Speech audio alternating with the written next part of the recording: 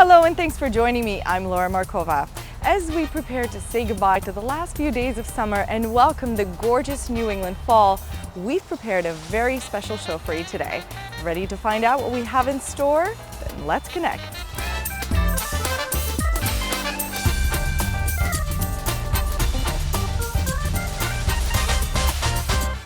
Today on Let's Connect, we've prepared a special edition of our show that will mark the beginning of a new segment. Marlborough Mayor Arthur Vigeant, Embassy Suites General Manager Richard Tomanek, and Marlborough Economic Development Corporation's Executive Director Tim Cummings will be joining together for our very first roundtable discussion of the year. Tim is standing by with some more details. Tim? Hey Laura, thanks for sending it over to me.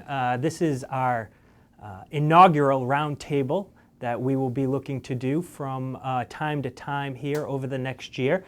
A roundtable discussion where we'll be looking to have a more dynamic conversation about economic development in general here in the city as a way to help communicate more effectively about all the great things that are happening here and what that actually means for the residents of Marlborough. With that said, let's get started. Mr. Mayor, if we could, the downtown is looking unbelievable, and it's in some of the best condition I've seen in years. What have you done specifically this year? This year, actually it was last year, I appointed John Galoni, the new commissioner. I mean, he's done a fantastic job with all his men and women down there that they've really done a super job on Main Street. They really have. They continuously water the flowers so they stay looking good and kept it maintained, kept it clean. They've just done a great job, and we have a lot of businesses down here that are looking good, and we're looking to add on that with the new zoning we put through, or the council put through with help with the MEDC. We're expecting a lot of things to happen over the next couple of years here. Richard, what are you hearing about the downtown? To your point, Tim, about the downtown, I come to work 7:30, 8 o'clock in the morning. I love seeing the truck downtown, the watering truck. He's out watering the plants, and they're picking the street up and cleaning it up and weed whacking where it needs to be. One of my personal pet peeves is the growth around sidewalks and around the curbs of the street. But it's not just downtown, it's the whole city, in front of the library. The guys are doing an amazing job all the way down West Main Street there and doing the work down there. And I mean, if you Lincoln Street, I saw him working on Lincoln Street the other day, and the work that does, it just makes for a better downtown area. I'm amazed at what's going on Farm Road. So we're talking about downtown here, but Farm Road looks amazing. Great project over there. A gateway city. So with economic development, Tim, you and I, it's all about the gateway stuff. So people, what are the perception of people when they're driving through the city? And driving through downtown right now is really an attractive time of year. Last year was good. This year is as good as I've ever seen it in 20 years. So it's amazing, the difference. The difference is spectacular. Staying on the downtown for a moment, Mr. Mayor, there was a strong conversation last year with the rezoning, and it was eventually adopted in December. Would you say we're actually moving in the right direction for the vision that was discussed last year? Sure hope so, because we're rolling right along. We got one project that should be coming before the City Council in the next few meetings, so we're looking forward to that. We're keeping an eye on the parking issues, and we're actually going through the renovation of the parking deck behind the Corey building. It'd be similar upgrade to what was done behind City Hall, so that will be done before winter. In the pocket park that this organization has been so instrumental in keeping maintained over the last few years. It looks like it may be sold, and there's a possibility of a development there. We have most of our storefronts full down here. We're pretty fortunate in that respect. Would we like to bring in a little bit different variety of tenants? Absolutely. Try to keep a vibrant downtown with a lot of walking traffic and getting some food establishments, some restaurants where people can come and go, and if we get some mixed use and some housing down here, that's what we're looking for. Obviously, we've talked about it many times over the last few years at our meetings. Richard, from your perspective, the Walker Building, an iconic building, has had tremendous value here in the downtown, but could add additional value. What would your thoughts be for the Walker Building? It is such a pretty building when you drive down this time of year in the evening or whatever, and it's lit up. It's really amazing signature of the city, you know, between that and the city hall. So that's got some opportunities in it. I know it's the occupancy, and it's really not to where it needs to be. And how do we get it to so it's actually generating economic value for the city? And I think that's a big conversation that we all got to have and work through a lot more with the city and with the mayor's office and city council on what exactly is the best use. You hate to see a building that's a couple 100,000 square feet, 150,000 square feet of floor space. It's a big building, and I know that we've approached President Clancy on going before the city council, basically to get some feedback on what they would like to see done with it. They have the final say, and you know, we want to make sure though, and I gave the directive when we talked about going to the city council, that we take a picture of the building the way it looks today, and we bring it to the council and say, no matter what we do, this is the way it's going to look from the outside when we're finished. Because coming down West Main Street and you see the flag waving, it's just a huge sight for the city, and it's a very recognizable building for the downtown area. We want to make sure we keep that the way it is, but we do have to utilize it better than we have in the past for the inside and making it a producer for the city and for the Main Street area. Yeah, really, like to your point about more traffic, more foot traffic downtown, it'd be nice to see that use from that standpoint. You know, one of the things you and I hear about all the time, Tim, is about the restaurants and about more things going on downtown. And I know we've got the Heritage Festival coming up this week, and a month or so ago, we had the food truck festival that was kind of cool, about 2,500 people down there. And that's the kind of stuff, the Taste of Marlborough, that Activates you downtown. oh my God, right? And bringing feet to the downtown area, you know, whether it be the parade, whether it be whatever. Those are exciting things. And isn't that what we're hearing from our corporations too? And our small business owners. Now, correct me if I'm wrong, I heard a story that you were able to tell because of the food truck festival. Could you share us that It's story? because I wasn't sure how it was going to go off. It's something that Mike Berry worked on before he moved on to the state, and they just wanted a venue from us. We really didn't have a lot of participation in it. They said they wanted to bring down about 20 trucks. They needed X amount of space, so we wanted to try it across the street in the parking lot to see how it went off. And it was a very, very, very hot day that day. You know, all we did was supply police and DPW, and they paid for that, so it wasn't like we had additional costs. But they actually sold over 4,000 tickets, so it was a huge success. They approached us on doing it again next year, whether we do it here or whether we do it at a different venue. They want to bring up to 25 trucks next year. But I was concerned about some of the downtown merchants. One of them approached me and said, you know, it was actually up to Rock's Barbershop, and you know, he's been on Main Street for a long time, and he keeps an eye on things and has his you know, he has his ear down, so he hears what's going on all the time. And he said, you know, that downtown food truck festival was a home run. He said, I actually got haircuts from out-of-towners that walked in and got a haircut that day. And so we hope that if it is downtown next year, that all the merchants take advantage of it. You know, competition between you got 20 different food truck venues coming to town. They're all selling food, and they're all doing it because when you have the masses like that, people will come down and eat, and we expect the same thing down here on Main Street. If we have more food establishments, it'll make more people come down this way and choose. Switching gears for a moment, talking about the hospitality industry. Richard Tomanek is the general manager of Embassy Suites. We just had a recent announcement of Special Olympics moving their summer games to Marlborough and the surrounding area. What impact do you think this will have economically from a marketplace standpoint?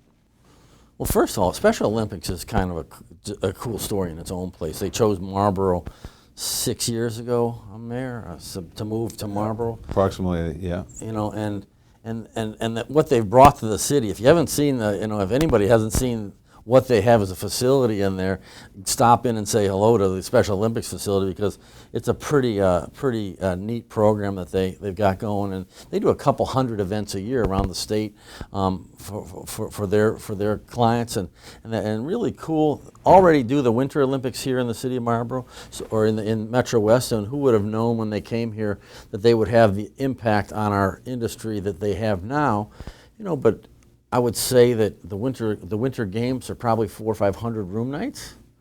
The summer games will probably 200 or 300, 400 more room nights in our industry. But more importantly, they're going to be another spotlight or showing off the region again, Marlborough. How is the hospitality industry doing overall here in the city? We're an industry that works off of occupancy, and I don't mean hotel occupancy. I mean corporate occupancy. So if our office space is running at 65% occupancy, our industry is going to be down and running at an occupancy level that's low.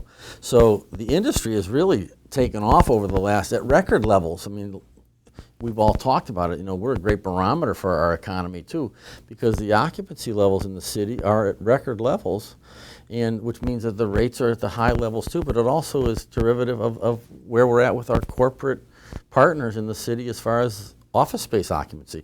I think we've moved that significantly over the last 2 or 3 years. I mean, we can probably share some of that stuff, but it's amazing. So where are we at from that standpoint? So approximately, a lot of the commercial real estate brokerage firms will tell us that we're hovering at an office vacancy rate of around 21-ish%, overall vacancy rate of about 18%. Of course, that doesn't include future move-ins where leases have been signed. It could be a couple percentage points lower than that if you account for those future move-ins. So just to turn that around, we measure our industry in occupied rooms.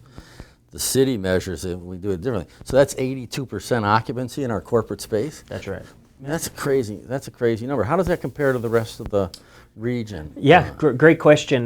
Compared to the rest of the region, we have done a tremendous job in bringing down our vacancy rate when compared to surrounding Metro West communities. We have dropped our vacancy rate 12 times faster than most communities, which is wonderful. It's really putting us on the map here in the Metro West as being a open for business and being ready and willing to work with businesses as they're looking to come in. Whether you talk about the larger corporations that typically gets the media attention, the Boston Scientifics, the Quests, the GEs, you have the smaller companies as well. Tetra Tech, great example. Tetra Tech came in, doesn't get the headlines per se, but brought 40,000 square feet and 50 jobs to the city, and we're seeing some of those smaller to medium-sized companies coming in, backfilling the office space. And that's more realistic to what we can see in the future, is filling 50 to 100,000 square feet a year, keeping it going positive and filling 50 new jobs a year.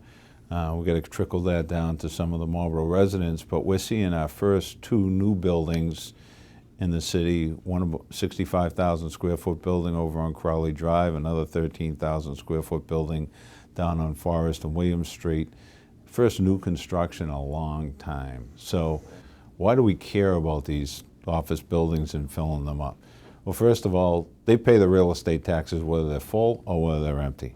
If they're empty, the value is down, so the taxes are down a little bit, but they still have a pretty hefty tax bill.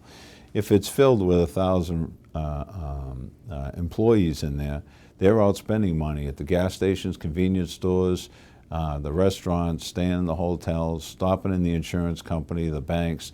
So they're spending money for the small businesses that are out there, which is really important.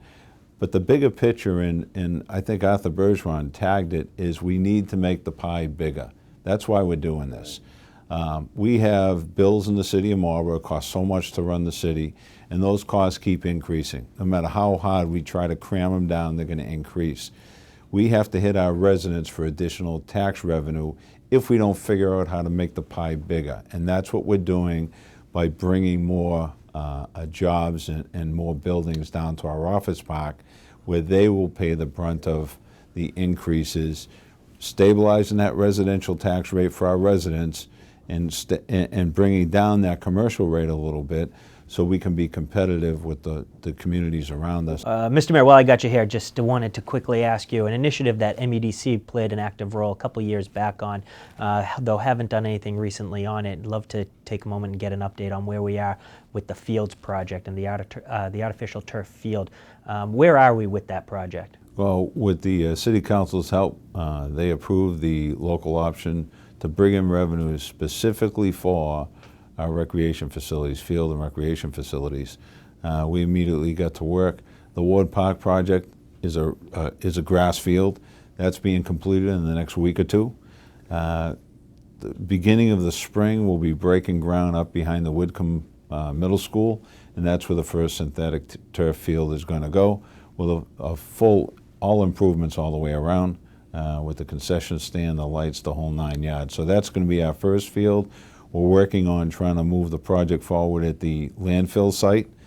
We've hit a couple snags down there, but we'll be going back to the council for the next project as soon as we get into the Whitcomb field, probably next spring, because if we have 5 field projects going all at the same time, the youth groups have trouble finding places to play. So we have to work around their schedules, but the goal is to upgrade all these fields, bring in these synthetic turf fields, and be able to attract the Super Bowls, the youth baseball tournaments, the soccer tournaments, where we have the turf fields. That's one of the prerequisites for having these. We're looking at probably about $750,000 a year in revenues for that local meals tax that will go directly to those turf fields. And we're figuring, depending on how the bonds go out next year, we figure we can spend about $8 to $9 million on field projects. Wow.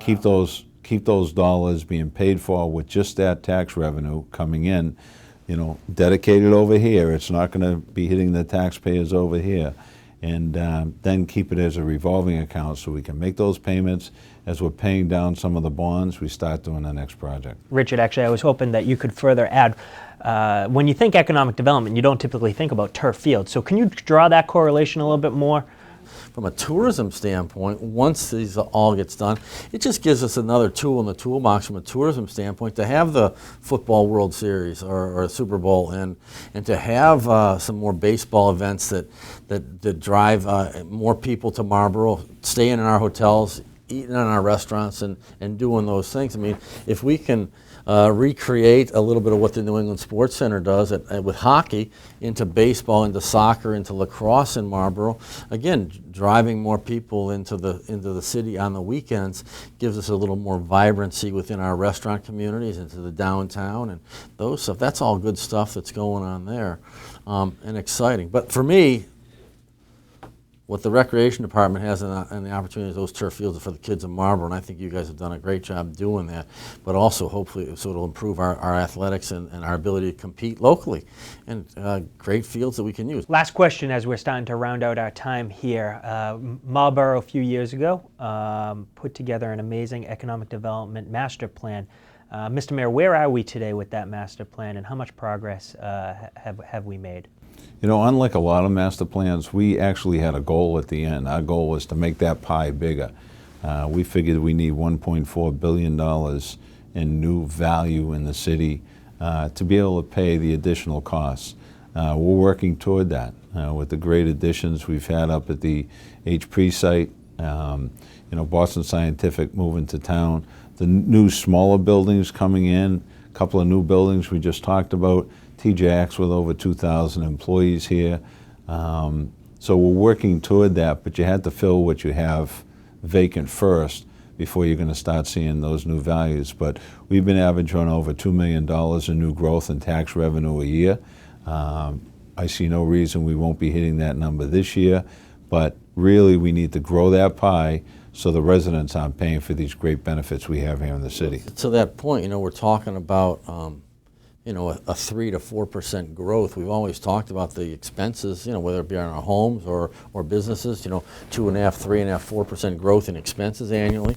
We need to grow the pie at that level too. When we talk about the pie again, we're talking about revenue, top line revenue for the city, which is taxes, and trying to keep the burden off of the residents is a big deal. And to do that, so again, stabilize residential tax rate. But when you think about Boston Scientific bringing 800 more additional employees, Raytheon bringing in more employees to Raytheon, and the TJX filling up the Fidelity space, 2,000 employees, Quest Diagnostic and GE Healthcare come to the city. Those are all things that are kind of given the ability for the city to kind of grow. And to that point, Richard, the stable residential tax rate is great, and the opportunity for employment is also wonderful. Mr. Mayor, do you have an idea of how many jobs you and the City Council have brought into the city over the last few years? Yeah, we've been fortunate. We're creeping up to almost 5,000 jobs in the last 4 years. We're well north of 4,000 that have already been established here, and we have quite a few more in the pipeline. But the ones that Quest Diagnostics, they're kind of moving in right now. They're filling those spots. They have plenty of openings up there, and that's from entry level all the way up to their top managers. TJX has over 2,000 employees over there. We brought 500 to 700 new employees up with Boston Scientific.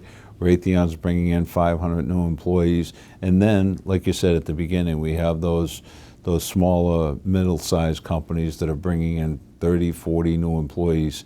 So it's just, we've been very fortunate in trying to take advantage of the opportunities we have out there. Isn't it interesting? You've seen some great success, Tim, with like companies joining, coming to the Marlborough. Like you said, whether they be incubator companies or startup companies that are 10, 15, 25 that want to be near. Absolutely, drafting off. Drafting, absolutely. Building that cluster, seeing some of the smaller companies come in and congregate around the larger employer, and the multiplier effect that takes place where you see in not just the jobs, but the lunches and the haircuts and the hotel rooms. It's all good. So we have a lot of activity in the marketplace right now. Yeah, that's great stuff. So we are rounding out our time here. We're going to have to leave it right there. Laura, thank you for sending it over to me. We're wrapping things up here and sending it back to you. Thanks, Tim. A very insightful discussion indeed. And of course, we'd like to thank our guests, Marlborough Mayor Arthur Vigeant and Embassy Suites General Manager Richard Tomanek for joining me today. And this brings us to the end of our show. Remember, you can send us your questions and comments on our social pages. You can use the hashtag Let's Connect. You can also always email us at info@marlboroughedc.com and check out our most recent activities on our website at marlboroughedc.com. That's all from me for now. Thank you for joining us, and we'll see you next time on Let's Connect. I'm Lora Markova. Take care.